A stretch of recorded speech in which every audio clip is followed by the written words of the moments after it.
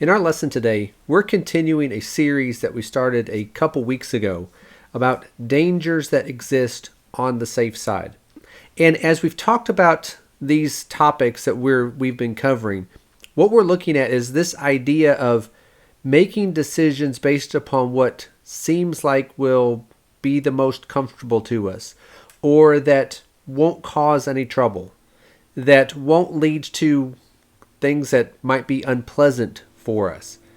And what we're going to talk about today, where we make decisions because we want to err on the side of caution, it's very easy for us to do it with what we're talking about here today, where we are adding rules not just for ourselves, but rules that we think we can bind upon others, thinking that, well, we're going to do this because it just seems safe because we're avoiding sin. We're going to talk about the fact that while this might seem right, this is not the course that we need to take if we want to act in the way that the Lord wants us to act, respecting His Word.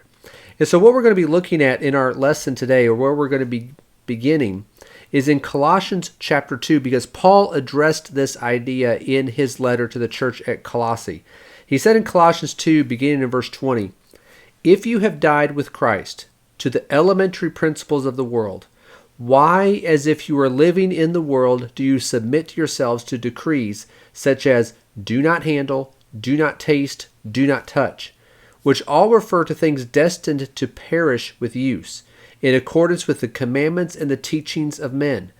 These are matters which have, to be sure, the appearance of wisdom, in self-made religion, and self-abasement, and severe treatment of the body, but are of no value against fleshly indulgence." What Paul is describing here is this mentality that, well, to stay on the safe side, we're going to add these extra rules to what God has already said in His Word. Because adding these extra rules is going to help keep us from sin.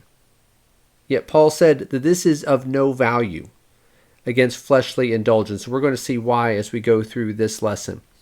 But notice what Paul describes here. He questioned these brethren about why they were submitting to rules that were imposed upon them by others. Do not handle, do not taste, do not touch. And as he's talking about these rules, he's not referring to rules that their employer might make. Your employer might tell you that you need to be at work at 8 o'clock in the morning, or whatever time that you're supposed to work your shift. And Paul's not saying there, well, why are you submitting to that rule where you have to be at work at this time? Or the authorities, the civil authorities, tell you to do this or do that, and they prohibit you from driving on the left side of the road. Paul's not saying, well, why do you submit to that rule? Drive on the left side of the road. That's not his point here. His point here is that these are religious rules. He makes this point over in verse 16 in the same context in this chapter, where he says, "Therefore no one is to act as your judge in regard to food or drink, or in respect to a festival or a new moon or a Sabbath day." He's talking about these religious observances and the things that they might do, and for many Jewish Christians, what they had grown up doing before they became Christians, as they were raised under the law of Moses. Paul's saying that no one is to act as your judge in regard to these things. So these are religious rules that he's talking about here.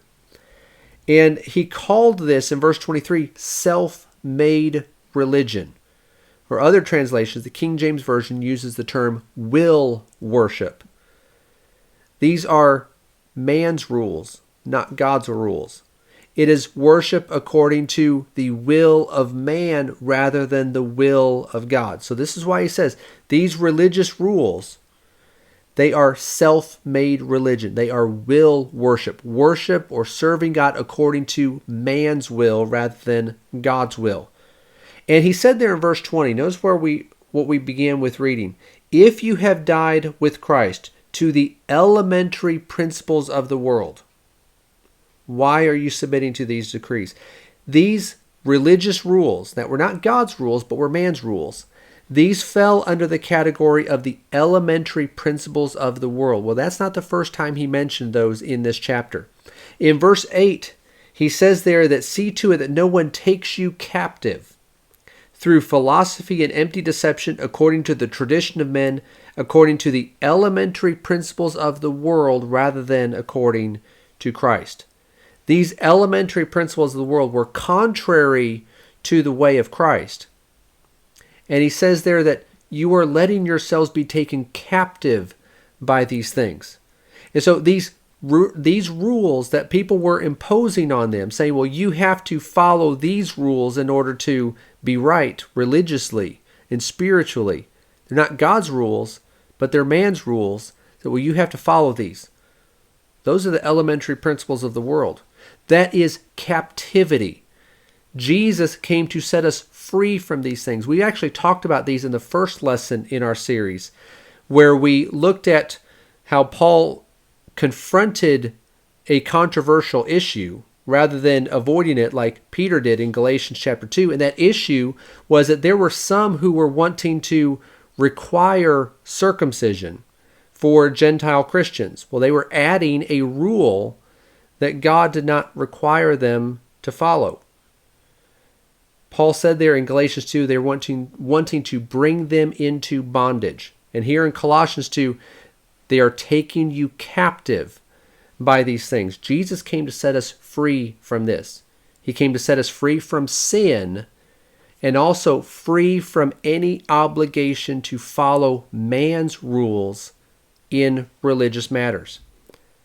But it is tempting to create these rules and to enforce these rules on others. And we're going to see it's one thing to be careful ourselves and make some rules for ourselves. It's a whole different matter when we take these rules and enforce them or bind them upon others and condemn them when they don't follow our rules or rules that some other men have come up with. It's tempting to do this. Why would this be seen as safe? Why would we err on the side of caution? Why is this what seems like we need to do? Well, because it avoids anything that seems to be questionable. If we were not sure if something is right or wrong, or we're not sure if it might lead to something that's wrong, well, it's questionable, we're just going to avoid that. Well, making a personal decision like that, that's one thing. But when we say that, well, others need to follow what we think they ought to do, that's when we get into trouble. But it's tempting because, or it's seen as safe because it is supposedly keeping us and others, when we try to impose this upon them, keeping us and others further from sin, which isn't that a good thing? Don't we want to avoid sin? Isn't that keeping us safe? And so it's seen as safe. But again, Paul said here in this passage, it's really of no value against fleshly indulgence. And again, we'll talk about why here in just a minute. Why is this tempting to do this? Why is it tempting to add rules in addition to what God has given in His Word? Because we know we're supposed to follow the will of God. We know we need to do what the Lord has said in His Word. Why is it tempting to add rules on top of that? Well, one reason is because Paul says here, it has the appearance of wisdom. God said you are to avoid this. Well, does it seem right that we are also to avoid this over here? Because this is similar to that. It's not the same thing, but it's similar. But we want to avoid anything that could be wrong or could lead to wrong. Well, it seems right. But we're warned about following the way that seems right. Proverbs 14 and verse 12, there is a way that seems right for a man, but its end is the way of death. Or as Paul said, it's of no value against fleshly indulgence. But it has the appearance of wisdom. Well, if God said this, don't do this, well, if we just make a rule that's even more strict than that, then that just seems like it'll be better. It seems right. But we need to avoid the way that seems right to us and just follow what God has said. Also, what this does, when we impose these rules upon others that are stricter than God's rules, it elevates us above others because it makes us the rule maker. It makes us the one who is in charge. And also it makes us look to be more religious, more spiritually minded, more serious about being right. That's the appearance that it gives to others. Well, we might do things like this, and others may notice this, and we might be tempted to do it for that reason, to be noticed by others. Notice what Jesus said in Matthew chapter 6 and verse 1. Beware of practicing your righteousness before men to be noticed by them.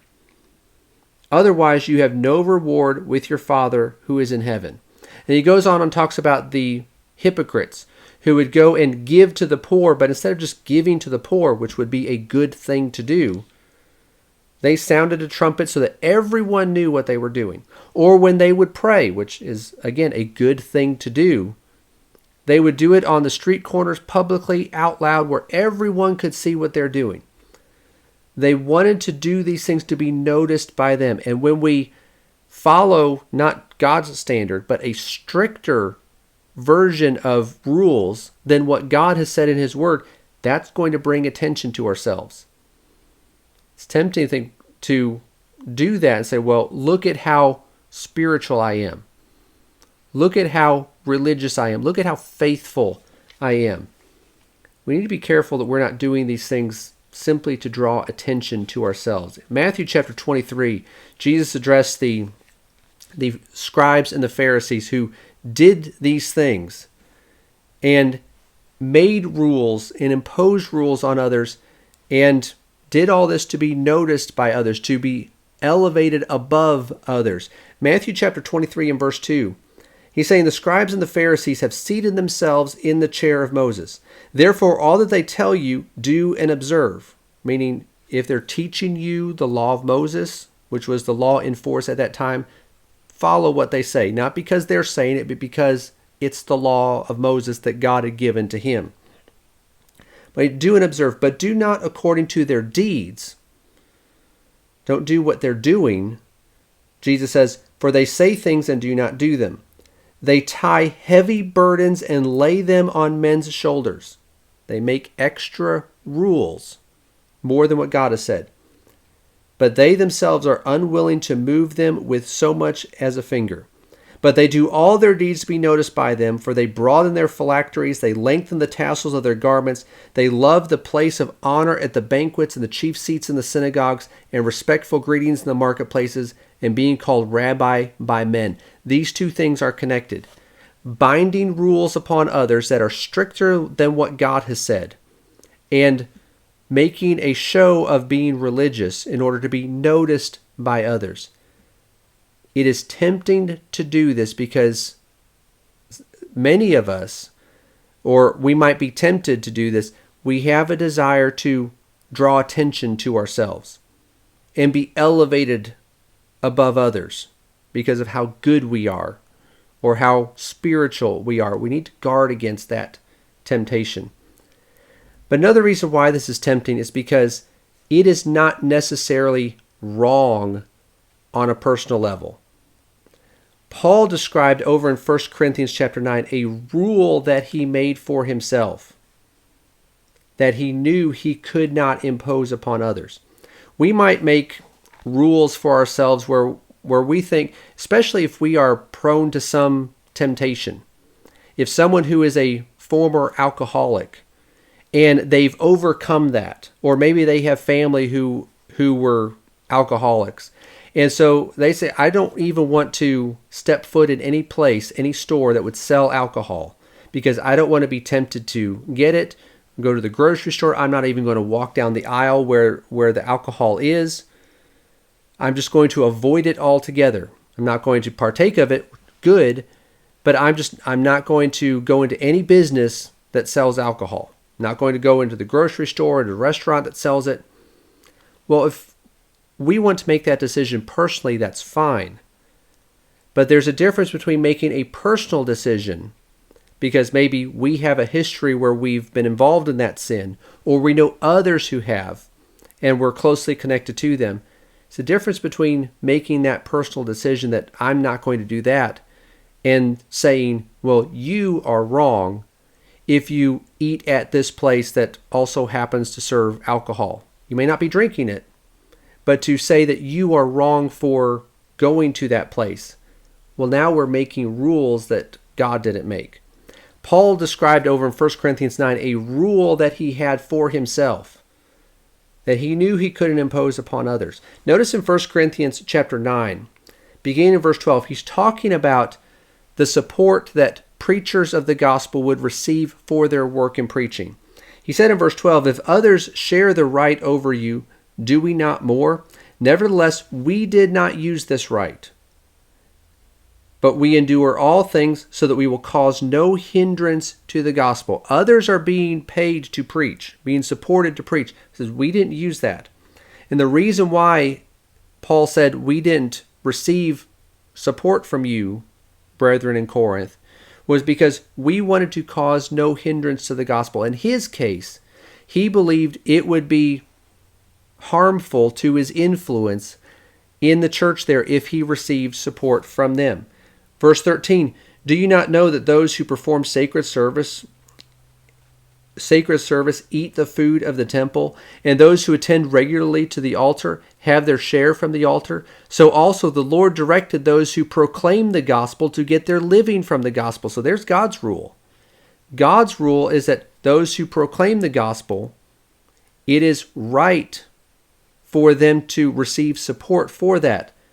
Verse 15, but I have used none of these things, and I am not writing these things so that it will be done in my case, for it would be better for me to die than to have any man make my boast an empty one. For if I preach the gospel, I have nothing to boast of, for I am under compulsion. For woe is me if I do not preach the gospel, for I do this voluntarily. If I do this voluntarily, I have a reward, and if against my will, I have a stewardship entrusted to me. What then is my reward? That when I preach the gospel, I may offer the gospel without charge, so as not to make full use of my right in the gospel. It was right to be paid, to be supported, to preach the gospel. Paul said, because of the circumstances that existed there, he refused that right. He made a rule for himself that he was not going to take this support. Now, we know from elsewhere in the New Testament that there were other times where he did receive support. So this wasn't an absolute rule that he imposed upon himself. But because of conditions that existed within the church there, where there were some who looked upon him with suspicion, he was not going to give any appearance of preaching for the money. He could have made a rule himself, say, well, we don't want any preacher to give that appearance. So no preacher should receive payment for preaching the gospel. They should preach without pay. Well, if he would say that, and if he would make that rule, he would be making a rule that God didn't make, because the Lord directed that those who preach the gospel should get their living from the gospel. But we see why this can be tempting. We think of a noble cause, like, well, wouldn't it be great if there would be no question as to the preacher's motives, that he's not receiving any pay or support for his preaching, so obviously he has the best of intentions at heart. Well, a preacher could have the best of intentions and receive pay. But what if Paul said, well, we just take all of that out, we don't make any question about it, and preachers just don't get paid for preaching, they just preach. He made that rule for himself, at least in this case, with these brethren. But he knew he could not impose that rule upon others, because the Lord directed that those who preach the gospel should get their living from the gospel. So why is this tempting to do? Well, because in personal matters, as a personal decision, it's not necessarily wrong. Paul did nothing wrong in this, but it would be wrong if he made that rule and imposed it upon others. So why is this dangerous? It's dangerous because it is, as Paul described it, self-made religion or will worship. When we do this, when we make extra rules that go beyond what God has said and say, well, you have to do this. When we convert people, then we're not converting them to Christ. We're converting them to us, into our system and our rules that we set up. When we looked at Matthew chapter 23, with the Pharisees there, the Pharisees and the scribes, where they were putting burdens on men's shoulders that they were not even willing to do themselves. They were binding rules that God never placed upon others. They were making rules that God did not make. Well, notice what Jesus said happened there. They were wanting to convert people, which that desire is good. But notice what was happening. Matthew 23 and verse 15. Woe to you, scribes and Pharisees, hypocrites, because you travel around on sea and land to make one proselyte, and when he becomes one, you make him twice as much a son of hell as yourselves. Pretty strong language there. Why would Jesus say that?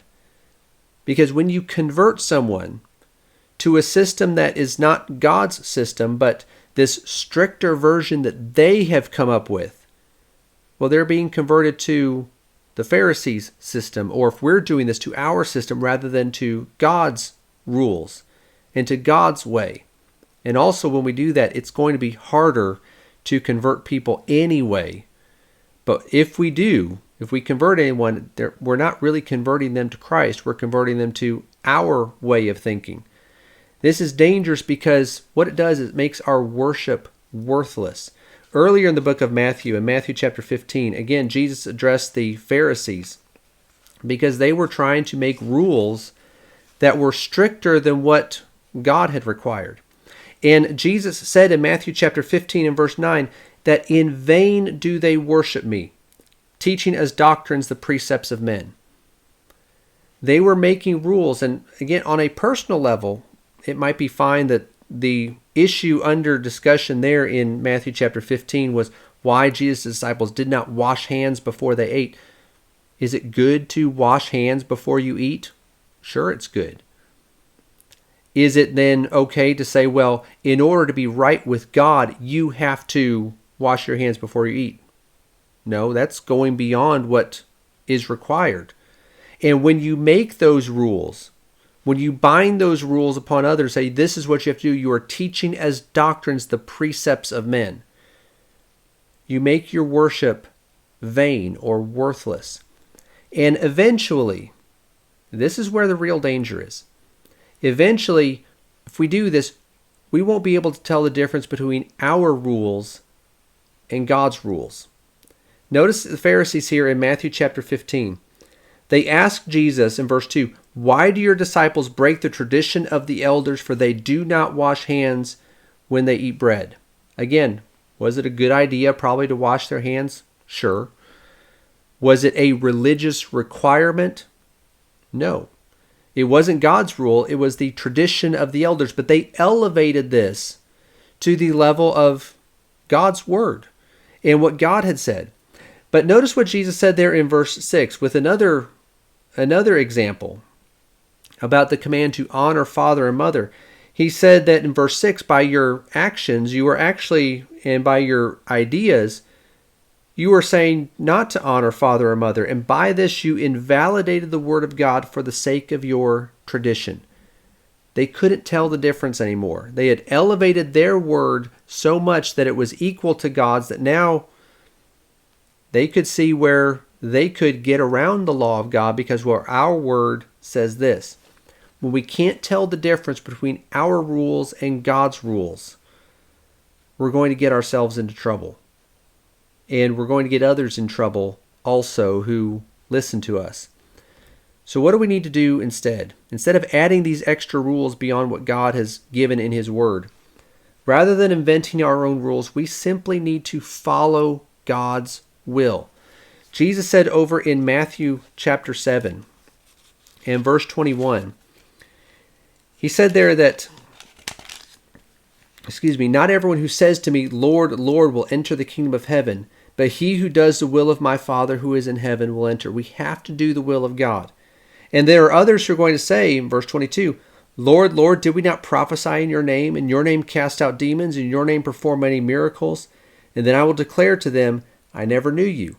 Depart from me, you who practice lawlessness. They were doing things that they should not be doing.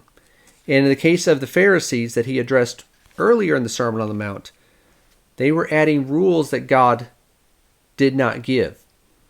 We need to follow God's will.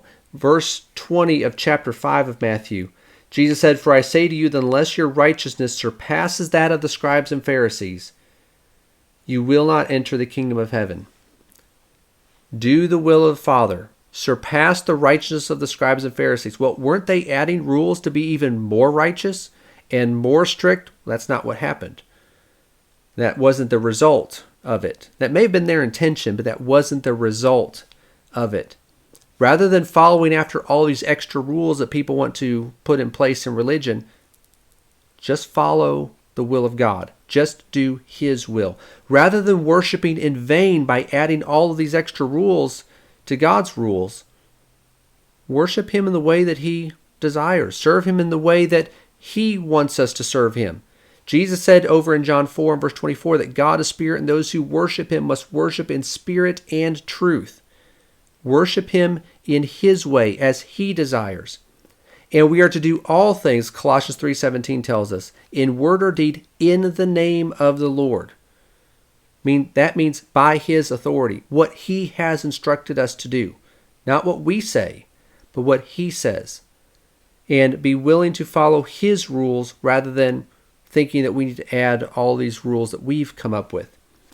So rather than elevating our rules to the place of God's, and then condemning people because they're not following what we think they ought to do, we need to allow for personal opinions on these things and not pass judgment over those sorts of matters. Paul addressed this in Romans chapter 14, and we could spend a whole lesson talking about Romans 14. But we're just going to notice just briefly here at the beginning of the chapter, Romans chapter 14, beginning in verse 1. Paul said, Now accept the one who is weak in faith, but not for the purpose of passing judgment on his opinions. He said in verse 2, One person has faith that he may eat all things, but he who is weak eats vegetables only. Well, could that weak person say, well, you shouldn't eat meat at all. You should just eat vegetables. Well, the other one could say, well, you should not eat only vegetables. You need to eat meat. Either way, the other person would be making a rule that God did not make and imposing that on the other person. Verse 3, the one who eats is not to regard with contempt the one who does not eat. And the one who does not eat is not to judge the one who does eat.